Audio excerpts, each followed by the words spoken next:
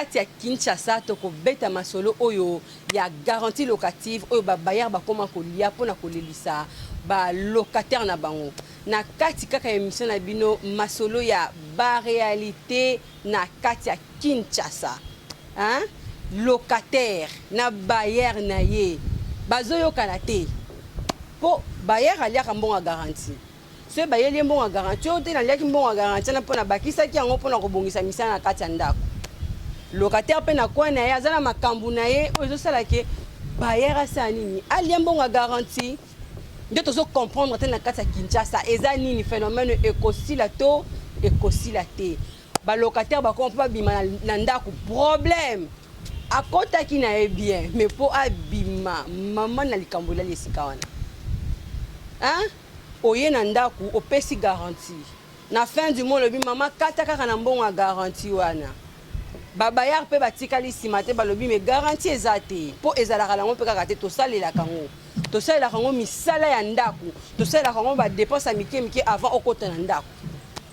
sikoyo locataire ayebisi nga nakata na mbongo ya garantie soki na kati nakovivre ndenge nini mpo naza na ressource mosusu te donc ndako nanga eza kwa entreprise nanga il faut naza na ba entrée mais locataire afuti mbongo te naza obligé na kata na mbongo ya garantie et bongo ntongo garantie ekosila mama locataire ozotala nga papa locataire ntongo garantie ekosila bokosuka ndenge nini ntongo garantie ekozala te garantie ekomi na suka sikoyo bailleur ayebisi yo mama bima na lopango mpo garantie na yo esili okopesa ye explication nini okobanda kofuta ye par mois sans garantie et pourtant ana Kinshasa ezalaka bongo te. Ici à Kinshasa, quand tu viens pour ndako il faut payer sa garantie. Garantie wana, eza quoi une assurance pour toi que ndako est comme yanga. Locataire, maman bayeres katambong, papa bayer katambong. Bango bazana ba ressources mususu te. Ba vivre kana mbongo oyo bino bo pesa ka bango. Suko soka akati mbongo esili. Bo suka wapi? Suko wana locataire okosala ndenge ni pe bayer akotika yo te. Boye ba bailleur na biso Kinshasa basaka matata na kin awa ba bailleur na biso mama garantie ne sesila ki bima na ndako nanga po so kata ki yango bango ba vivre kana ba mbongo wana suko oza isusu na yango te mbongo pe fin du mois ozo futa te au moins te ke au rendre muninga mauvais service au rendre service ya malamu te nde toko kitana bino sur le terrain lo toko découvrir toko tout na ba locataire qu'est-ce qui fait c'est que ba comme na niveau comme ça papa lupango katambongo na garantie nanga tokotuna ba mama lupango eloko ni esalaka ke ba bwakela ba locataire biloko libanda toko découvrir ngo sur le terrain na bino po mama lupango esi ba biso ke eza esika biso to lielaka nde to bokolaka bana mais soki na cotisation po osunganga yozo futanga te malamu to kabwana malamu na zongisela o garantie to kabwana mais soki oza na garantie te bako boaka biloko libanda na Kinshasa ba locataire bakoma ko surprendre ba bailleur oli abenga bailleur na fin d'essai déjà papa na ko futa témoin oyo zoya na za ba difficulté ya ko lobata ko surprendre la veille papa lobi na ko futa na ngate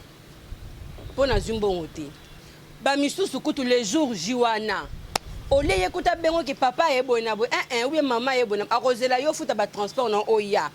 so vous avez le pain mort à cause de la oya kotuna ye moi na ngande no kopesa te maman na za mbongo te na futa ka mois prochain mais au format kinani musu maman le pain pe papa le pain patia ki mbongo na ba calcul na ba programme na ye mais yo au surprendre ye na makamba bongo babaya ba ko agir ndenge nini face à ba réalité na kata Kinshasa ba ko réagir ndenge nini ati eliki ke porte wana kopesa nga $400 na fin du mois oyo aya ko senga bon pas na za mbongo te ozana mbongo te ndenge nini biso ba kinois to koma na système date to yokana kina mukolu pa mpoto futa ye to kozela to koma taso to futa ka le 8 to kozela to koma le 7 na butu pona bise na ko futa te réaction na epé to yebité tant ya ko réagir mabe comme ka papa le pango na linga mbongo za makamabe mais mukolu panga lobi eza vina nga ndeza lupango na liaka na lupango na vivraka na lupango musala mususu ezate akende ko yiba bakokanga ye okin so mutatie mayela sombi loko na ye asala bo na vina ye mobimba yango wana siko biso mo bakinois so tozo bebisa lisusu da bandeko na biso bakinois po bayaka na zaka ndeko na yo tant yo rendre un mauvais service bongo eza po yi a réagir ndenge ni au moment za mutema munene papa supporter nga na zaka mwana a supporter 1 mois 2 mois 3e mois comme papa na za na garantie na nga kata kuna kata na garantie na ngai akati tina suka suko so comme na suka pa bimisa yo comme papa to ke na commune to ke ndeko samba biso to bakinois totika eloko na petete tokoya bongo te papa tokende samba okobimisa nga bongo te kopesa nga badele donc ozo rendre bayar no mauvais service tango bakenda kofutela est-ce que bakenda koyebisa l'état ke te na futi moi o te po na zwi empêchement balobaka te bazelaka garantie na bango esila donc garantie kosila comme papa na kobima bongo te na kokende kosamba na yo il faut to samba il faut pesa nga iso mikolo mais au moins que au rendre bayar na o mauvais service bakino tango bakenda kofutela soki mbongo na garantie na bango esili bakomaka kaka te il faut tokende kosamba kino na sakomaka bongo papa ko bakiselanga mikolo est-ce que kinoa tango banda ko futa mbongo ndako te okenda ko samba na lokana na bayar na yo okenda kite mais kinoa siko na comprendre système wana ekoti na kati ya kinoa wana bazo mona take bazo sala mabe pour rythme wana ali wana makambo zo kenango moni ba mama le port la problème ko bunda na ba locataire na bango pour locataire comme ka toko samba na obima bongo te attention na za garantie te na mabongo te papa il faut bakiselanga mikolo tant yo futa kité okenda ke pas l'état pour se justifier ou se justifier kité donc kino azo rendre bailleur un très mauvais service ba locataire mususu kutu ba koma na système ya mama na sepa na ndako na hote na zo bima zongi sela mbongo na nga garantie soko pesinga na tongo na poka na kobima bailleur mi tungisi si elles ont bon garantie on a zongisi là mais dépasse zongisi la locataire bon garantie locataire va bimati pour moi de ma camone ça ils ont détruire obimité okofuta mbongo posa na garantie na sona maboko donc il faut tikanda ku libre mais esika wana locataire abimisaka mutu abimisaka maseke hein biso ba kinois toza bongo biso toza ba bantu donc tant bayara yambi mutu na lupangu na ye ami lobela ki to comme déjà famille donc on va expliquer la situation moko à comprendre que te toza famille hein ezara bongo na kin biso na kin toza la bongo to comme déjà famille eza dia libota ba contre te comme kanango ke mutaza na mbongo te hein à s'expliquer pour te comprendre peu leki mais to koma ko abuser locataire azo abuser pour monique te bayar na nga comprendre ka nga za esprit a comme ko abuser ah on a kin ba bayar bazalaka so rozuli kam a comprendre o kufela ki maman na mono zana ozo passer ba moment très difficile moi oyo ko futa ngate donc à comprendre yo obelisa ki mutu na ndako be moko za maladie moi o ko futa ngate comme ça comme on stable ko sa nini o ko futa mais suka ba locataire na kin awa ba koma ka bangando ba botaka maseke azaki même ça comme na lion abongwani nkosi na suka abosani bolamu nyonso oyo bayaka salaki ye sokoya commission lokwa je moko boy ayibisa ko na futa te seka ako supporter nga lisusu na bambeka elo mo boy kana beteka mo ntolo mo ba comprendre ko tika nga isu mo oyo non to boy te ka zio lokwa ndeko na mais quelque part yeba ke sika wande ezobikela ana kine koma ka elo mukie to ko kene ko samba na bayer to kene ko samba na bayer si yo kende kosamba na bayar no tanga kotisa ka zala epeka mutu mabe po kende kosamba to mona ko ba locataire ba koma ko boakela ba bayar ba mboakela hein non loin que na brikine na le pas mo na brikine kuna bay moi na bayar akenda kosamba na locataire na bango un pasteur dont j'étais le nom ba samba pona nini bozo futa te ba komi ko kata et pour toi bango ba vivre kana mbongo na wana ya ndako. Donc c'est compliqué na kati ya Kinshasa ba réalité eza ebele ba locataire ba maka maseke soko ba bayar ba komi pe ko banga ba komi ko banga ba komo ba ke malamu nya pesa na ngai mutu mususu ndako na ngai ke kinoa ke ndeko na ngai a to comprendre que oza mbongo te bayar a comprendre mais bisika mususu ba comprendre ote hein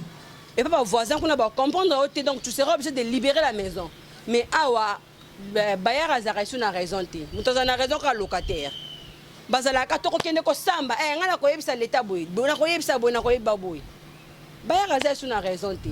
Bayar akoma ko banga atoto ke osamba bakopesa ye susu mikolo. Soki tosali boye bakosala ye boye. Donc bango babong bakomi bangando. Babimi maseke.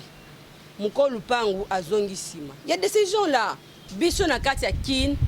bayar a supporter makambo ebele. Na moni kutu ba côté musu ba komo kotsa makambo wana ya ba voisin. Soki oye kozwa ndaku.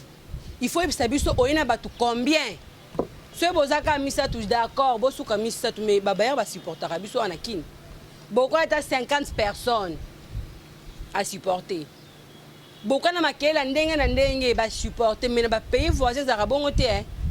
Nombre est bien limité. Et pour ce qu'on s'est dit, il faut respecter date sur nos pesaki. Mais bisotin, na katia kin a tozomo la réalité belé.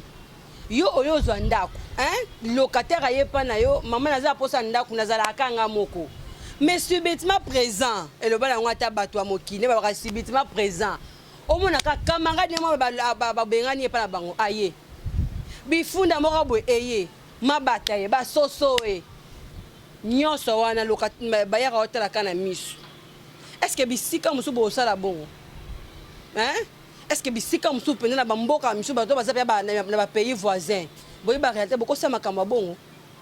biso a point tozo mi boma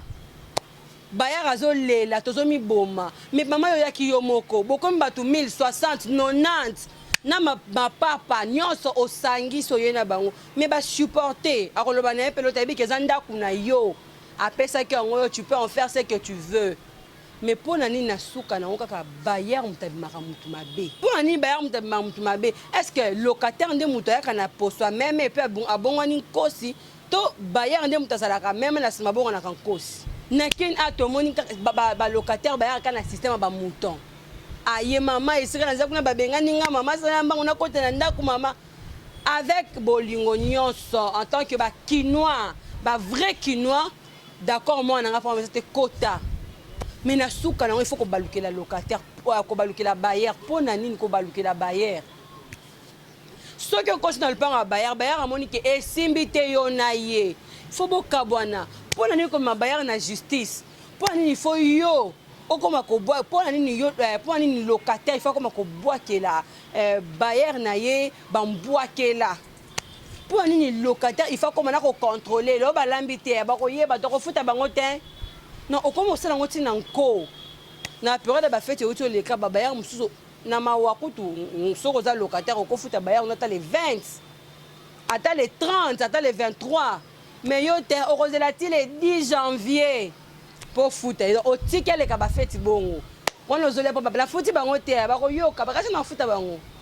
vraiment yo ba yamba ki ona esengo nyonso mutema polele mais on ndimi na faire souffrir baninga pour atteindre ba misala ba futa ba tout avant